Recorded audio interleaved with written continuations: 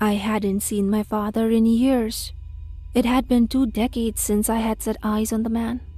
My last clear memory of him was the one of him walking out the door when I was 5 years old. I had been watching cartoons. I turned just in time to see my dad's back as he walked out the door, wearing his standard blue jean jacket with his head down as the door slammed behind him. My mother was on the floor, sitting cross-legged and crying a few feet away from me. The sight shocked me. My mom never cried. She was my rock, and I had never ever seen even as much as a tear from her. I crawled over to her and sat in her lap while she sobbed, completely at a loss of what to do. I remember I stroked her hair to comfort her, something she had done countless times for me when I was sick or upset. "Where's Dad going?" I asked innocently. My mom looked at me, her eyes red and puffy from the crying. "Your daddy is gone, sweetie. Your daddy left us," she mumbled. The divorce had to be done in absentia. No one knew where he had gone. I remember walking around town with my grandmother, putting up missing posters of my father. She could never accept that he had simply walked away from all of us. The posters stayed up for a few months before they all got torn down. Years passed. Mom remarried a great guy. I got therapy to deal with my dad leaving, and eventually went off to college. Life was normal. Though I never stopped thinking about my dad. Not really. Even when I thought I came to terms with it, I'd get the urge to Google his name or search for him on social media. But nothing ever turned up. That's why, when he finally did message me, it came as a complete surprise. I was at work, messing around on my phone, while I had reports to write when it popped up on my screen. "Is this David Lewis? From Topeka? And your mom's name is Penelope? If so, then this is your father. I have been trying to get in contact with you." I sat and stared at the message in disbelief. I set the phone down, then picked it up again and read the message. While I was processing everything, more messages appeared. "David, I'm so sorry for everything. For these years I stayed away. I really need you to answer me. I need you to agree to come meet with me." My first instinct wasn't to reply. I was half convinced this was some kind of scam. Someone knew about my past, and they were going to ask for a Venmo or money transfer. I finally replied, "How do I know this is really my father and not some kind of scam?" I waited for a reply. My heart was pounding, and a rush of thoughts were going through my head. If this was really my dad, I had a lot of things to say to him. Most of them weren't good. "I promise you I'm your dad. When you were a kid, you had a ginger cat named Polka that died when you were 3. You had a stuffed teddy bear you slept with every night whose name was Mr. Simon. Please, David, this is really me, and I need you to agree to meet with me." I stared at my phone. I was racking my brain trying to think of what to say. Tell him off? Tell him I'd gladly meet him because I had missed him all these years? I did neither. "I need some time to process this. Let me write you back later this evening. I'm at work and I need to focus." Holding the phone, I waited for his reply. It came quickly. "I understand, but please, I need an answer by tonight." Going back to my desk to work on the reports was almost surreal. It was like I was a ghost in my own body. I did get everything done though. It gave me something to focus on. Once I was home I went straight to the bedroom and flopped on the bed, phone in hand. My fiancée wasn't home yet. Today was her late day at work. Of all the people I wanted to talk to the most, it was her. But she wouldn't be able to answer even if I did call. I read over the messages again. Honestly, I didn't have to reply at all. I could block him. Let him sit around and wonder what he did wrong to make me abandon him. But I did finally message back. The curiosity was too much. Why do you even want to meet with me? If there's anything you want to say to me, just type it out. His reply was almost immediate. David, I'm so glad you wrote back. I was afraid I had lost you. Trust me, I need to see you in person. If you never want to see me or speak to me after that, I promise I'll never reach out to you again. I laid the phone down on the bed and stared at the ceiling. This was just too surreal to me. The front door opened and Alicia walked in. I'm home, she called out. She walked into the bedroom when she couldn't find me in the living room. She looked down at me and furrowed her brow. Are you okay? Did something happen? She asked, concerned. I shook my head and held up my phone. My dad just messaged me. He wants to meet me tonight, to talk in person. I don't know if I should agree to go or not. I explained, holding out the phone to her so she could read what he wrote for herself. Her eyes went wide. Of all the things I could have told her, this didn't seem to be the one that she expected. She took the phone and read over the messages. What do you want to do, babe? I know he's your dad, but he's essentially a stranger. You don't owe him anything. You still don't have to meet with him. Alicia assured me, holding my hand. I think I want to meet him, even if it's just to find out why he left. I want to hear it from him, I said, squeezing her hand back. I turned back to the phone and typed out the message. Where do you want me to meet? Send me the address. His response, Thank you so much, David. This means everything to me. I'm sending the address now. I was only mildly surprised when the address he sent me was only 30 minutes from our apartment. I looked it up on Google Maps, and it showed a tiny cabin out in the woods. I felt a stab of anger from knowing he was this close to me and was only now reaching out to me. How long had he lived there? Years?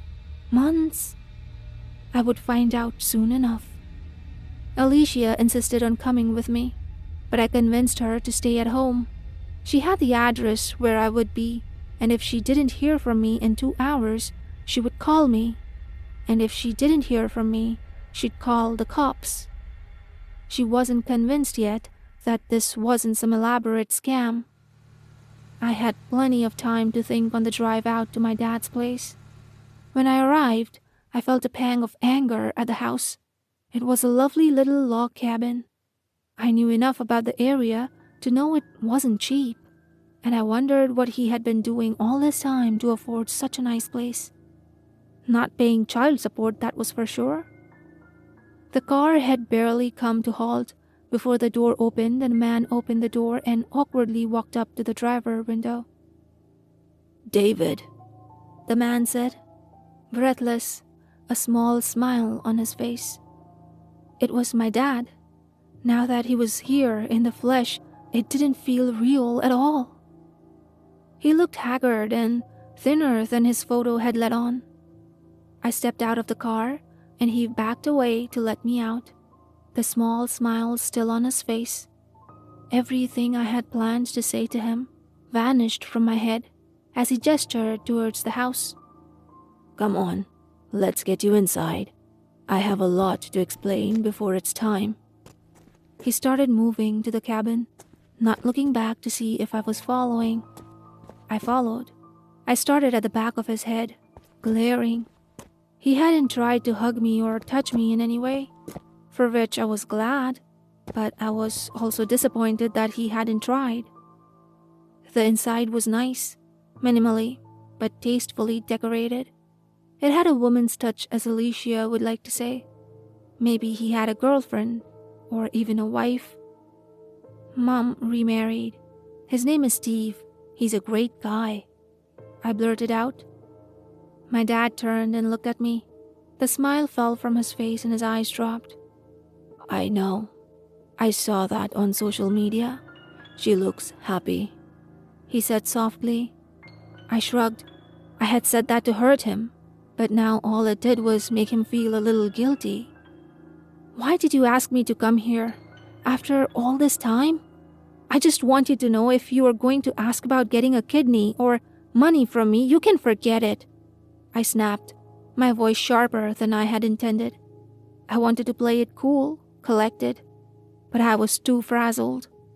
He stared at me. His eyes were watery, as if he was fighting back tears. He seemed at a loss for words. I shifted awkwardly on the couch, averting my eyes. I just needed to see you. I wanted to explain why I left. I'm not going to ask for forgiveness, but I do want you to understand why I did what I did, he said in a rush. I looked up at him. The obvious answer was that there had been another woman, or maybe some kind of debt to the mafia. Anything really. But now that I was about to learn the reason, all I felt was a slow, simmering anger. No matter what excuse he gave me, it wouldn't be good enough. I'm a werewolf, he said simply, spreading his arms in a gesture of resignation. I had to admit that of all the things I had thought he might say, this was not one of them. I see, I said slowly. He was mentally ill. Maybe he was schizophrenic or had some kind of mental break. Look, if you brought me all the way out here so you could spin some kind of fairy tale about why you left, save it. I can tell you're doing well for yourself. There's no need to lie to me. I gestured angrily around the cabin. His eyes followed my hands as I pointed to our surroundings, and a tiny smile formed on his lips. Oh, this isn't my house, David. The people who live here are on vacation, and I broke in, but we needed a quiet place to talk, he explained, stepping closer. I stood up and sidestepped away, moving closer to the door. Are you serious? Do you have any idea how much trouble you'd be in if you're caught? You go to jail for stuff like that, I stammered. This wasn't going how I thought it would at all. I was wishing it was a scammer. It would have been less heartbreaking. He moved towards me. He lifted his shirt, and that's when I saw he had a gun holster on his belt with a small pistol housed in it. In a smooth motion, he lifted out the gun and held it out to me. I need you to do one thing for me. In all these years I've been away, I've done nothing but try to find a cure for this, to end it, to cure it. It doesn't matter. All I could find was this. The only thing that can truly stop me is silver. I have this thing loaded with silver bullets. It had to be done by someone who loves the afflicted. Otherwise, it won't work. Trust me, I've tried the alternatives. His eyes were dripping tears as he thrust the revolver into my hands. I stared at it dumbfounded. Dad, this is insane. You're insane. You need to go to a hospital. I stared in shock at the gun. I'd never held one before. It must be done by someone who loves me. My parents are dead. I know your mom doesn't love me. It must be you. You're all I have. He gulped as he spoke. I held out the gun to him, but he stepped away and walked towards the door, blocking the exit. Look, we don't have much time. Once night falls, this will happen quickly, and you should know I don't have control over myself when the change comes. I've killed people without even remembering it. You won't be any different even if you are my son." He gulped again, the color draining from his face. I took a step back from him on reflex, clutching the gun to my chest protectively. I didn't want to give it up anymore. I didn't believe for a second that he was a werewolf, but giving him the gun seemed like a bad idea. "It's time to go outside now. No reason to ruin this nice house." He huffed. His breath was coming faster, like he had just run a mile. His face, already pale, was taking on an alarmingly waxy texture that was making my stomach turn. I had no idea if he was having a stroke, but he suddenly did not look good. He stumbled outside and I followed him, not knowing what to do. I glanced at my car. I could just run to it and leave, take the gun with me and call an ambulance for him. "Don't even think of trying to make it to the car. You won't have time anyway." He looked up as the last rays of daylight vanished over the horizon. "It's happening. Forgive me, David. Please know I always loved you. I hope you still love me." He rasped as he doubled over, seemingly in pain. "Dad," I gasped, taking a few steps towards him. "No," he screeched at me, holding his hands out and backing away before he fell to the ground and started convulsing. It happened instantaneously. In the movies I'd watched about werewolves, the transformation was always drawn out, painful and dramatic. But this wasn't it. His skin split open like it wasn't even skin anymore. It parted like his flesh was made of paper mache. My vision blurred as I took everything in. The beast rising from the sheds of skin and clothing and looking at me. Its eyes were a vicious amber, glowing and filled with pure malevolence. There was nothing human in them. We stared at each other for just a few seconds before it took a leap towards me, closing the distance between us in a split second. I shrieked and brought up my arm, the one with the gun. The creature was close enough for me to touch. I could smell the wet animal smell of its fur as it reached out towards me. I fired the gun on instinct. I fired twice, one bullet hitting the thing in its cheek and the second in the chest where the heart should be. The beast let out an almost dainty, inhuman-sounding gasp as it collapsed sideways. It looked surprised as it hit the dirt. I dropped the gun, my fingers numb from shock, and I ran to my car. I started the car and peeled out of the driveway. The headlights briefly illuminated the thing's body as I drove away. It hadn't moved. The shock hit me as I was driving, and I struggled to keep myself on the road. I kept looking in the rear view mirror, expecting to see that thing chasing me down. But there was only darkness behind me. I didn't call the cops or an ambulance. I cried silently the whole way home. There was nothing I could tell anyone that would make any sense to anyone. Alicia had waited up for me, and when I burst in the front door, she gasped and asked me what had happened. I couldn't tell her the truth.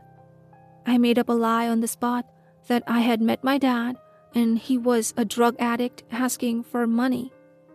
That the cabin wasn't even his, but a place he had broken into. I had to talk her out of calling the cops. There was no way I could ever explain why there was a dead lycanthrope in a driveway. She stayed up with me until exhaustion finally took her, and she passed out on the couch. I stayed awake though. There was no way I could sleep. I sat in the dark sipping coffee and shaking. When the first rays of light peeked through the blinds, I let out a sigh of relief. The sunlight brought sanity with it, and I could start trying to convince myself that I had hallucinated this whole night. That's when my phone buzzed, and I reflexively looked at the message that popped up on my screen, and my heart dropped. It was just a single sentence. David, it didn't work. The horror doesn't end here. Choose your next nightmare for more chills.